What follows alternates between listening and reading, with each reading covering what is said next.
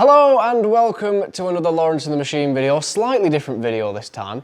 Hopefully you've seen our videos before and you'll know that we have quite a bit of experience with M57 conversions, specifically into Land Rovers. And being an active member of all the Facebook forums, we're seeing a lot of the same questions being asked time and time again.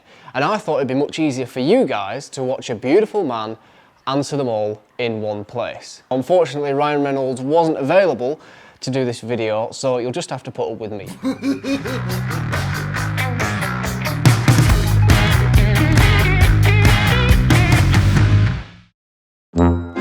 The answers I give in this video are my opinion, based on quite a few years of experience. No company has passed me any money to try and sell their products during this video, however there are some challenges that you will face doing the conversion that have been solved by products in this space. So, I am just giving advice based on what we usually use as part of the conversions. What is the best engine to use for a conversion into a Land Rover? The best engine to use for a conversion into a Land Rover is from an E53 facelift. That's the X5 from 2004 to 2006, I believe. Don't quote me on that. Firstly, it's got the correct injectors. They are solenoid injectors and not piezo injectors. They are firstly more reliable than piezo injectors, and they can also be reconditioned. Rather than if a piezo injector goes bad, you basically have to buy a new one at £250 a go, which can be quite expensive once you get going.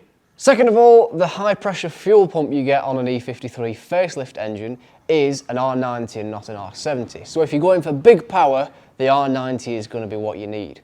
Next, the front of an E53 facelift engine is the perfect shape to go into a Defender engine bay because of the location of your alternator and your power and steering pump. It leaves loads of room on the other side of the engine for your steering box. The M57N, which is the steel block in the E53s, had the least timing chain issues out of all the M57s that we work with. So, if you want timing chain reliability, that's the one to go for. And finally, it is guaranteed to come with a four-wheel drive gearbox, whether it's a 6 HP or the manual. They're quite rare. Now, these gearboxes were designed from factory to have a transfer box attached to the back of them.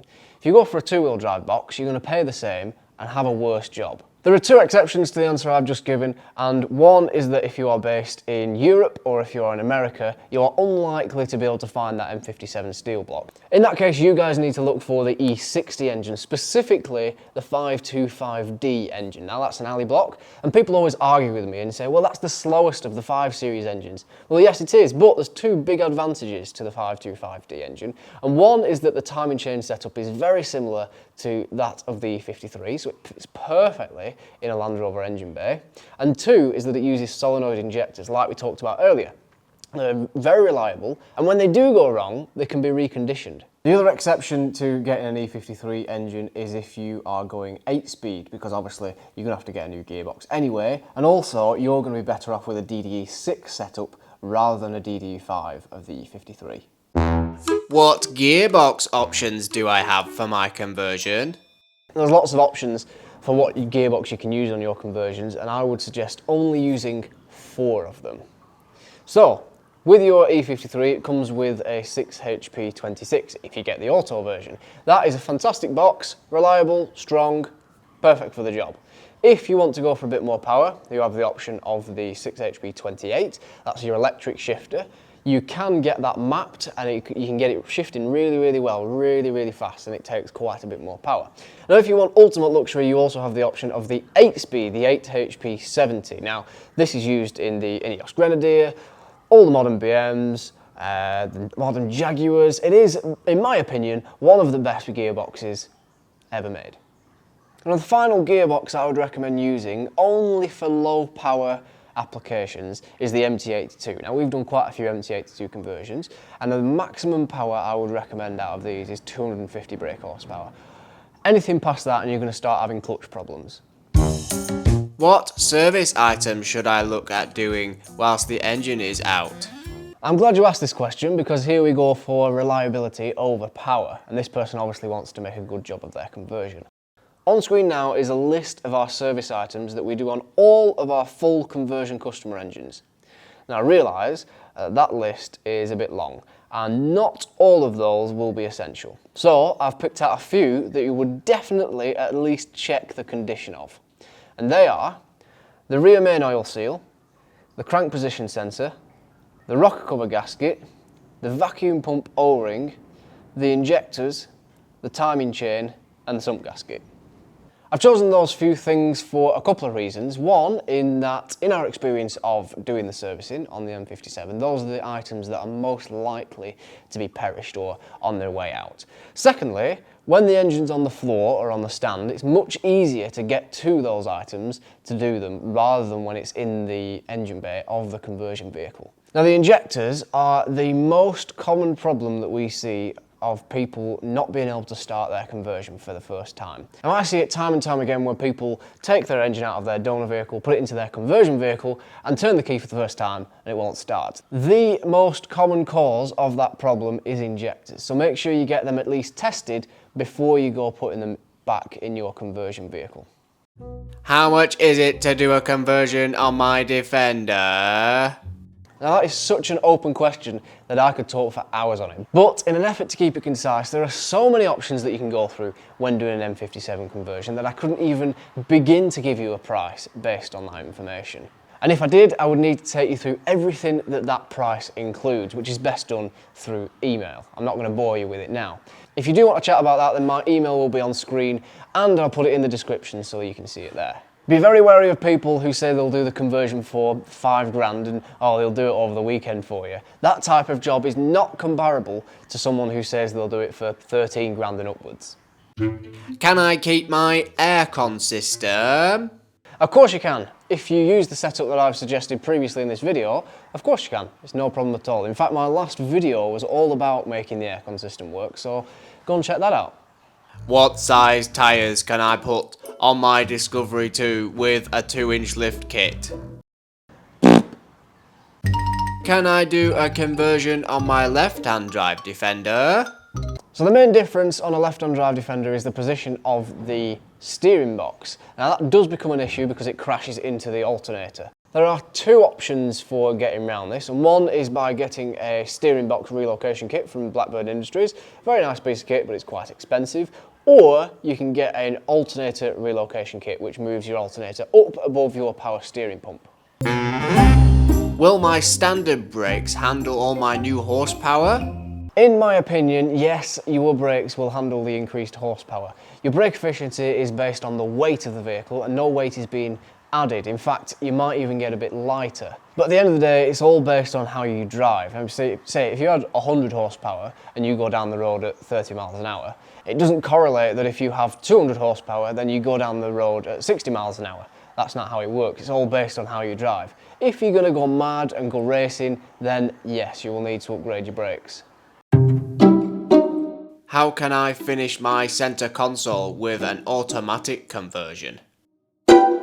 Right, this depends what gearbox you're using. So if you're using auto, you're going to be using one of the 6 HPs, the 26 or the 28, or the 8 HP. Now if you have a 6 HP 26, then that's a cable-driven shift, so you are limited about where you can put your gear stick. Usually it's quite low down in the Defender. But if you're using the 6 HP 28, which is an electric shifter, and also the 8 HP, that's also an electric shifter, you can kind of put your shifter where you want. My personal favourite is by building out from the cubby box all the way to the dashboard, and then you can house your shifter within there somewhere. In fact, I like that method so much that you can now buy that centre console from us. With that many options, it'll probably cater for anyone. But what about high-low and diff lock? If you're moving that high-low diff lock lever, then you have two main options really. One is that you buy a Discovery 2 cable-driven system and then you try and mount that somewhere within your setup. The other option is that you get a compressed air-driven actuator system from MW Machines, and that's the way we do it, and then you just have switches to mount inside your cab. Can I keep my standard radiator? Will it handle the M57? As a general rule, my answer is no, with one exception. Puma conversions that are running standard power and that aren't going to be doing any towing. If you're running anything different than that, then House of Torque have their radiator and intercooler kit, which will basically deal with any setup that you throw at it. Can I save money on the conversion by using my standard gearbox? People who are doing the TD5 conversion usually ask me this question, and obviously that's using the R380 gearbox, which we wouldn't recommend, by the way. It simply can't take the power.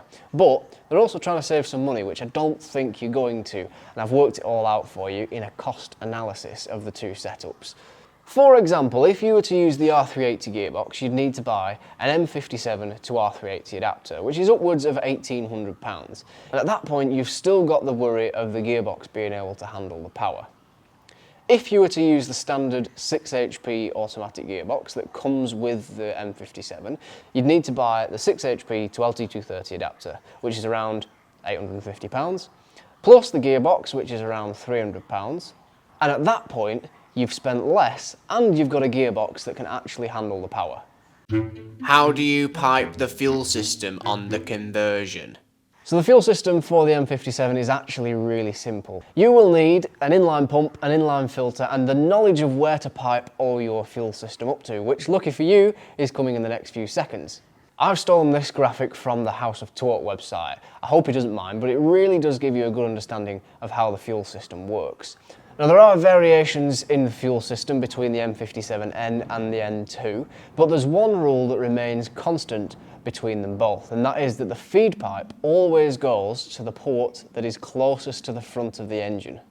Now, I suggest leaving all the engine fuel pipes alone as they were in the car. Make sure you install your inline pump before you filter, because it can't suck through the filter. In my experience, if your car has an in-tank pump already installed, then just leave it there. I'm talking about the Defender 2.2 and the Discovery 2. Make sure it's powered up when your inline pump is on, and it'll just act as a lifter pump.